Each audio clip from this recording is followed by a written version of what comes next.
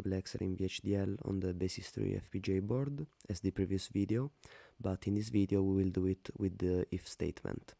So let's open Vivado, create project, we'll call it mux if next. Of course I'll choose the Basys 3 FPGA board, next, finish.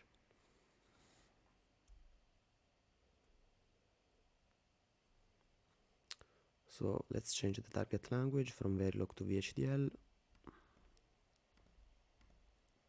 Okay. So let's add sources, add or create design sources, next, create file, we'll call it top L, okay, finish. So now Vivado asks to declare the input and output ports. So we will have 4 inputs of 2 bits. So A1, A2 of 2 bits, A3 of 2 bits, A4 of 2 bits. Then we have the selection signal of 2 bits, and then we have the output B1 also of 2 bits. Okay. So let's open the .vhd file, we can open it. Okay, so now inside the architecture we need to declare a process.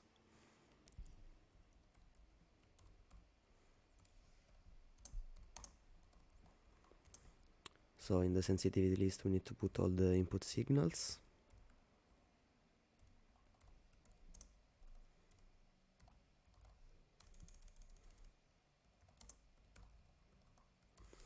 So now inside the process we need to declare the if statement. So we have if cell is equal to 0, 0, then B1 is equal to A1, else if cell is equal to 0, 1, then B1 is equal to A2, else if cell is equal to 1, 0,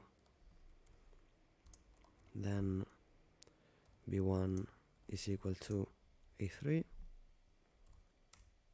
else B1 is equal to A4. So, and if, so now Ctrl S to save, and now we can launch the synthesis. Okay.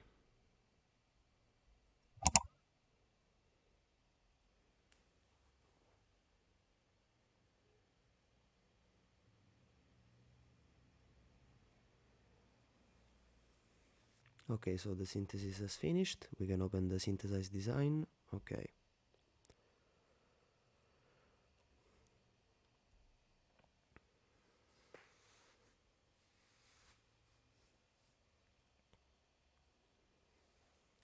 So now in I/O ports we need to connect the input and output signals to the switches and LEDs on the FPGA board. So these are the used pin, which are the same as the previous video, so we can Ctrl S to save. Okay, so Vivado is creating the constraint file, which is the same of the previous video.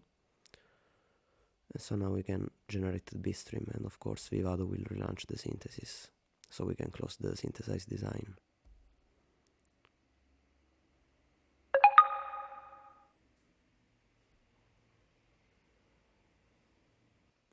Okay, so the implementation is finished. We can open the hardware manager.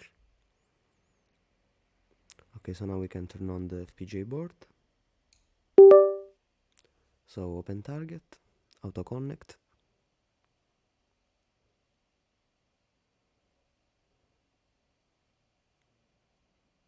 And now we can program the device with our bitstream. So now we can check all the combinations.